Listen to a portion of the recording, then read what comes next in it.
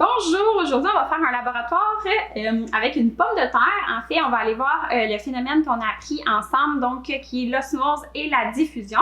Pour faire cette expérience-là, en fait, on a besoin d'avoir de l'eau distillée, une pomme de terre, une cuillère à melon et du sel. On va aller voir un petit peu la théorie avant de faire notre expérience. Donc, on va aller revoir ensemble c'est quoi le principe de l'osmose et de la diffusion.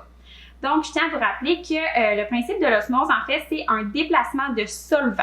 Donc, généralement, le solvant, c'est l'eau. Et qu'est-ce que ça tend à faire? Bien, c'est que si le milieu alentour d'une cellule est très, très concentré en sel, donc comme on peut voir sur la première image, bien, l'eau qu'il y a dans la cellule, qu'est-ce qu'elle va faire? Elle va sortir de la cellule pour aller équilibrer, en fait, la concentration. Donc, qu'est-ce qu'on peut voir ici? C'est qu'au départ, il y avait beaucoup d'eau dans la cellule et à la fin, bien, il n'y en a plus beaucoup.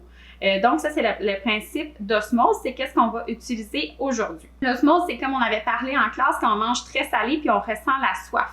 Donc, quand on mange très salé, qu'est-ce qui arrive? C'est que les molécules dans notre corps, ils vont, dans le fond, la concentration en sel dans notre corps va être très élevée. Donc, nos cellules vont sortir l'eau à l'intérieur d'elle pour aller équilibrer en fait. Et ça va nous créer un sentiment de soif qui va nous porter à boire encore plus. Voilà donc l'osmose, puis on peut faire un petit parallèle en fait avec la diffusion. Donc la diffusion, c'est un déplacement mais de soluté. Donc c'est pas un déplacement de solvant, donc ici c'est l'eau qui se déplace, alors que lors de la diffusion, ben, c'est le solvant qui se déplace, donc, le soluté qui se déplace, pardon, donc on va venir équilibrer avec des molécules, donc avec le soluté. On peut voir ici qu'on a un exemple avec une molécule de glucose. Donc, on peut voir que la concentration ici, à l'extérieur en glucose, elle est plus élevée qu'à l'intérieur. Donc, qu'est-ce qu'on va faire? Qu'est-ce que le glucose va faire? En fait, c'est qu'il va rentrer à l'intérieur de la cellule pour que le milieu intracellulaire et extracellulaire soit égal, donc la concentration soit égale. Que voilà, principe osmose et diffusion. Maintenant, pour aller faire notre expérience, qu'est-ce qu'on va faire? C'est qu'on va aller faire 2 incisions dans notre pomme de terre. Donc, on va en faire une à ma droite, une à ma gauche.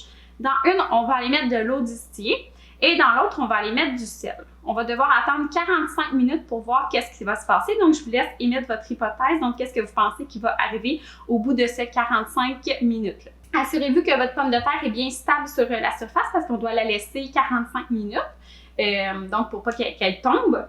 Et qu'est-ce qu'on va faire? C'est qu'on va aller faire nos 2 trous, donc faites-les assez distancés pour pas qu'ils se touchent.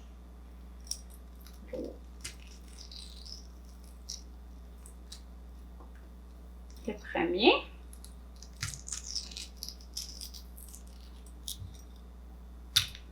Voilà. Donc, voilà, mes 2 trous sont faits.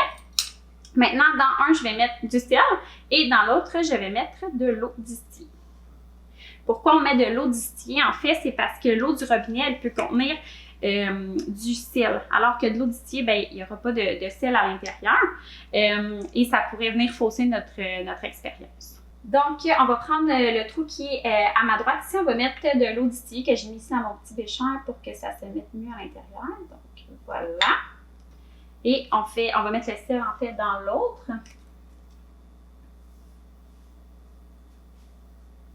Voilà. Et on laisse ça agir 45 minutes. Alors, on a terminé l'expérience avec la patate. Donc, comme on peut voir, l'eau qui était dans le trou à gauche a migré en fait dans le trou où il y avait le sel par le phénomène d'osmose. Donc, on peut observer en fait un déplacement de solvant. Pourquoi? Parce que en fait, l'eau va aller équilibrer la concentration de sel. Donc, elle va se déplacer pour aller réduire la concentration à l'endroit où on avait mis le sel. Donc, ça confirme en fait le phénomène d'osmose qu'on avait discuté ensemble. Un fait intéressant qu'on peut avoir par rapport à ça, c'est le canage qu'on peut faire là, à la maison, par exemple la reliche. Peut-être vos parents ou grands-parents font ceci. Comment on fait pour aller faire du canage? C'est qu'on veut sortir l'eau des légumes. Donc, si on veut sortir l'eau des légumes, qu'est-ce qu'on peut faire? C'est aller enduire notre préparation de gros sel. Et en faisant ça, en fait, l'eau qui est contenue dans les légumes va sortir. On peut le laisser agir toute une nuit, par exemple. Puis, le lendemain matin, on va pouvoir observer qu'il va y avoir beaucoup d'eau qui va avoir dégorgé les légumes, en fait. Puis, ensuite, on va pouvoir égoutter cette eau-là pour aller faire notre préparation. Donc, voilà. Puis, un petit fun fact aussi par rapport à la diffusion, donc qui est l'autre phénomène qu'on avait vu avec l'osmose. Donc, un exemple de diffusion qu'on pourrait parler, c'est les diffuseurs qu'on branche dans une prise électrique, en fait. Ça fonctionne sur le principe de la diffusion. Pourquoi? Parce qu'à l'intérieur, en fait, du diffuseur, il va y avoir des molécules qui sont des arômes qui ont une bonne odeur. Puis, ils vont vouloir aller équilibrer, en fait, le milieu, donc de la concentration. Donc, tout dépendant comment on va le régler, les molécules vont aller se diffuser dans la pièce.